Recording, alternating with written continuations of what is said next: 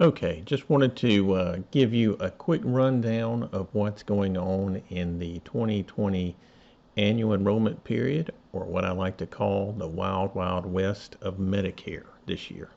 Seems like a lot of things are going crazy right now, so I wanted to give you an idea of what to look out for, what to be wary of. And as always, if you have questions, just give us a call. But let's get into it. So it's, like I said earlier, it's the annual enrollment period. This is the October the 15th through December the 7th, when we're allowed to make changes to our Medicare prescription drug plan and Medicare Advantage plans. Now, if you have been alive and not hiding under a rock, you'll probably been hit by telemarketers, direct mail from all over the place. You'll probably get 30 plus pieces by the time AEP is over. You've probably seen a number of commercials from famous quarterbacks to afternoon talk show hosts, all promoting different Medicare plans. You've seen tons of ads online, on Facebook, on Google, on YouTube. We're going to show you why you don't want to fill out a form on those things, because your phone will go crazy as soon as you hit submit. And you do have door solicitation. Some people even show up at your door unannounced. If they are marketing prescription drug plans or Medicare Advantage plans, that is illegal. You're not allowed to do that with Medicare does not allow you to do that. And also you have your own calls and mail from the own company that you have your Part D plan with. Those companies are out soliciting the Medicare Advantage products very heavily. So let's get into the details on just the basics of Medicare first, then we'll back out to what's been advertised to you. So if you remember, Medicare Part A is your hospital coverage. Medicare Part B is your doctors, tests, specialists, durable medical equipment, what we like to call medical coverage there. You do have Medicare supplement plans, or also called Medigap plans. You do have the Medicare prescription drug plan, or Part D plan. Those are your drug coverage. And then you have Medicare Part C, or also called Medicare Advantage plans. So those are the basic blocks of Medicare, but we're going to talk a little bit about how they work. Now, the first way, or probably the most, or the oldest way, is the Medicare Part A hospital coverage, Medicare Part B, the medical coverage, and then a Medicare supplement plan or Medigap plan that fills in the gaps, goes on top of Part A and Part B, and fills in all or most of the co-pays and deductibles and out-of-pocket expenses that you have. With this setup, you do have to buy a separate prescription drug plan. I'll show that in a little bit. That's what we typically recommend and feel this is the strongest coverage that you can get on Medicare. The other option is what's called the Medicare Advantage plans, or Medicare Part C. Medicare Part C is basically you take your Part A and your Part B and you assign that to the insurance company. They in turn give you some form of HMO or PPO plan. They typically have the Medicare Part D coverage wrapped in it. And they do offer what we like to call other benefits. They describe them as other benefits: dental, vision, hearing, things like that. Some offer gym memberships. But those are benefits. They are not what you think of when you think of dental, vision, hearing. People typically think of insurance. It's not that. It is a benefit, and that's how they describe it in their wording. So let's get into the Medicare Advantage plans and how they work themselves. So this is what I like to call or describe as a cafeteria style restaurant. It is like going into one of those. You take your plate, you get in line, and as you put things on your plate, you pay for them. So it is a pay as you go type plan. The insurance company, when this is set up, they take your Part A and Part B coverage. You still have to pay for Part B. You don't get to stop paying that premium. You still have to pay the Medicare Part B premium. But now the insurance company is between you and Medicare. So they get to decide about coverages and things that are approved or not approved. These typically have lower monthly premiums than what we see with the Medicare supplement plans. You are going to have co-pays for doctors, specialists, hospital stays. They're typically going to be an HMO or a PPO network. An HMO is when you can only see doctors and hospitals inside the network. A PPO allows you to go outside of the network, but you pay more when you do that. There are other benefits like we described here, but we like to tell you that those are minimal. Those are not what you would consider dental insurance, vision insurance, or hearing insurance. Typically, you'll find an HMO will have a maximum out-of-pocket exposure for you of $6,700 for the year, and for PPO, you typically see $10,000 for the limit on what you would spend if you have a really bad year. They usually include the Medicare Part D coverage. These are annual contracts, so every year these plans change, and they can change drastically depending on how well the company did or how much reimbursement the federal government gives to the company. We'll talk about how that works in a minute too. You can opt, or your plan can opt out of your area at the end of the year. We've seen that happen. It's called a service area reduction. They completely withdraw a plan and basically tell everybody to go find something else. You can only make changes to a Medicare Advantage plan during the annual enrollment period. Again, October the 15th through December the 12th, or excuse me, December the 7th, unless you have a special enrollment period. Now let's talk about the Medicare supplement or Medigap plans, how they work. This is what I like to describe as a buffet style. It is a one price, get all you want. So the month does have a monthly premium that's typically higher than a Medicare Advantage plan. Typically, you're not going to have co-pays. We typically recommend Plan G, which has a small deductible for 2019, $185. That is your Part B deductible. Plan G does not cover that. But there are no networks for a Medicare supplement plan. If you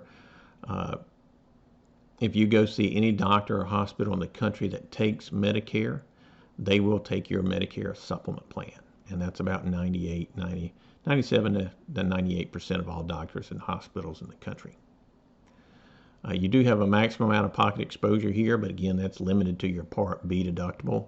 Again, with any of these plans, whether it's a Medicare Advantage plan or a Medicare supplement plan, Medicare does have to approve the charge or before the supplement can pay. You can buy a separate prescription drug plan, so you're not locked into the prescription drug plan that's available through a Medicare Advantage plan, typically when those piece together. But in this case, you can buy a separate drug plan, so you tend to have more options there. Benefits stay the same each year, so you're not going to see your deductibles, your co-pays, any of those things change. It is guaranteed renewable, so as long as you pay your premium, they cannot cancel you. The only way they can cancel you is if you stop paying your premium. They cannot single you out for claims. Claims experience of the entire, or all the people on your particular plan in your state, or what dictate future rate increases, but they cannot single you out and charge you more than somebody else on that plan. The entire group as a whole receives whatever that new rate would be for the next year. You can change these plans at any time during the year. A lot of people don't realize that, but when you do make a change like that, you do have to answer the health questions of the company you are going to. All right, so let's talk about the pros and cons of each. We typically like to tell people love their Medicare supplement plans when they get sick. In my opinion, it is the best coverage you can get when you're on Medicare. You have the freedom and flexibility to see any doctor or hospital in the country. You don't have anyone telling you this is not covered or you can't do this. Premiums will change each year. Benefits themselves stay the same. Again, like we mentioned earlier, it's guaranteed renewable every year, and the freedom to see any provider that accepts Medicare in the country. Now, Medicare Advantage plan, our experience is people love these Medicare Advantage plans until they get sick. Oftentimes, that's when they truly see how the plan works, and that is when they want to get off of them. Unfortunately, it's too late at that time. Moving to a stronger coverage that you would get through a Medicare supplement plan would be impossible at that time, typically because you've had a big claim, and no Medicare supplement plan would take you from that Medicare Advantage plan if you've had a big claim. Now, premiums themselves will change every year. The benefits will change, your deductibles, your copays, your max out-of-pockets, all those change every year. Again, maximum out-of-pocket limits change. Those can go up. We typically see those creep up every year. Networks change. You can have a situation where you see a doctor that you like to see, and then that doctor's practice gets bought out by a different, say, a hospital or another doctor's practice. The new acquiring doctor's practice may not accept your Medicare Advantage plan, so you could find yourself midway through the year not able to see your current doctor again. We have seen that happen too. And one of the things we're going to show you in the a little later in this is pre-authorization seems to be becoming an issue. What that means is if you want to have a particular service, you have to get pre-authorization from the company to be able to have that service done. All right, so a lot of people ask, well, how do Medicare Advantage plans work? How can a zero premium plan exist? There's nowhere else in your life that you have paid zero premium for an insurance product. You never pay $0 for your auto insurance or your home insurance. How does this work? The big thing is the federal government funds these plans. There's a lot of money in these Medicare Advantage plans, or funding for these Medicare Advantage plans, and companies are racing to go after it. Now, funds are based on several factors. The first one is the county that you're in. The urban areas have more money or more reimbursement than the rural areas. The rural areas typically have less. You tend to see companies cherry pick here, and they will go into more urban areas where they know there's more money from the federal government available to them. The companies are also paid based on the client's chronic illness. So we have had a company tell us that if you had a client who is an amputee, the way Medicare sees it, at the end of the year, that client basically is no longer an amputee until they go back to their doctor early in the year and get classified again as an amputee or have diabetes or some other chronic illness. And then the funding gets increased again for that particular person. But if that person does not go to the doctor, even though they are still an amputee, the company does not get additional payments for that particular client or member because of the member has not gone to see the doctor for their annual checkup. Then the other option, or the other factor in the payments or funds to these companies, is going to be the star rating that you see. It's typically 1 to 5. You see situations where the baseline can be right around the 3-star rating. In the past, we were told that it's around $700 per member per month, and for every half a star you go up in rating, that's an additional $35 per member per month. That was a number of years ago when we had that conversation with an executive. I think research has showed that it's right around $800 per member per month for the base rate, and then there's additional money beyond that. All right, so why do companies promote these so much? First thing, one word, they make a ton of money off of these plans. They are more in control with what they have to pay for and what they do not. But it's important to read this report that we have a partial summary here from the Office of Inspector General. The report is actually in the link. A link is in the email that you receive for this link on this video. But it's important to read through that and see how prior authorization, that was a concern for the Office of Inspector General. They issued this report, and there were a high number of overturned denials in the Medicare Advantage plan. So the first clients would ask for pre-authorization, it would be denied, and then it would be later appealed, and it would be overturned. A very high percentage of them were overturned on first appeal.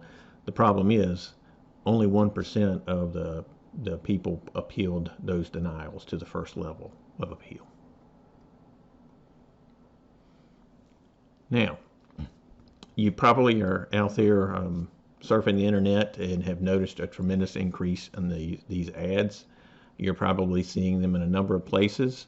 We've had clients email us about ads that they've seen on Facebook, direct mail, Instagram, Google, YouTube, and really any web page that has what we call pay-per-click, and that is the little banner ads that you see in different places on the particular web page itself. Those are paid ads. So in these ads, you have a number of different entities running them. Mostly you're going to have the insurance companies themselves, brokers running them. You'll have what are called lead aggregators. We'll talk about that in just a second, what they are. And then you have scam artists, and they're just trying to prey on all this confusion and this concern right now during the annual enrollment period that people might be missing out on some benefit that they are not aware of. So we're going to look at what a lead aggregator website is and what that looks like and how it works. Okay, just wanted to show you, if you saw an ad on Facebook and you clicked on it, you may come on or may land on what we call a landing page or a squeeze page. A squeeze page is really a page where the only thing you can do is move forward or click on the link to continue the process. So in this case, we just wanted to show you why it's important to look at these websites and understand what website you're on and what this website is doing. So in this particular situation, they're asking you obviously to fill in your information to get your quotes. But it's important just to read the mice type down here at the bottom and looking at by clicking on Get My Quote button, you hereby consent to receive marketing communications regarding insurance products and services via automated telephone dialing system or pre-recorded calls, text messages, or emails from said website or one of its marketing partners. We're going to look at the marketing partners in a second. At the phone number or email provided above, including wireless numbers, if applicable, and even if you have previously registered the provided number on the do not call, so it allows them to bypass that. But that is just a quick review of that. I think it's interesting here on this particular website when you land on the front page and go to click on the Get My Quotes or enter in your zip code.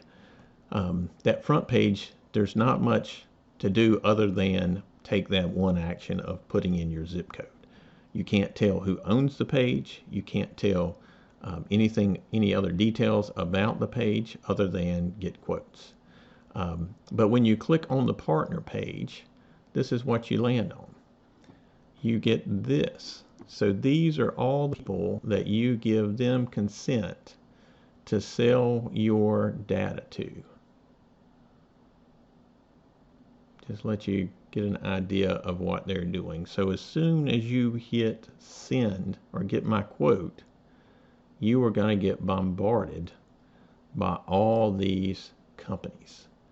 And this is what's called a lead aggregator. They're going to take your information and sell it to as many people as they can and have them blow up your phone and email inbox. Anytime you cannot tell who owns that website, you can almost bet it is going to be some type of lead aggregator who is just collecting this information, driving people to click here, and then collecting that information and selling it. So we would recommend definitely avoid anything like this. So as you can see, there's a lot of interesting ads out there and interesting websites that take your information if you submit that and sell it to a large number of people. But if you see something out there that you are not sure of, feel free to give us a call. Call your agent, whether it's Kent, myself, or Deanne. Just give us a call. We'd be glad to analyze anything that you see or answer any questions or concerns that you have. That's what we're here for. We went with these particular plans, the Medicare supplement plans, because we always believe that that is the best coverage you can have while you're on Medicare, and we stand by that. We are not big fans of the Medicare Advantage plans. But again, if you see anything that you're not sure of or have questions about, just give us a call. Thanks for taking the time to watch this, and we hope it's informative and helps you put your mind at ease at some of the things that you're seeing.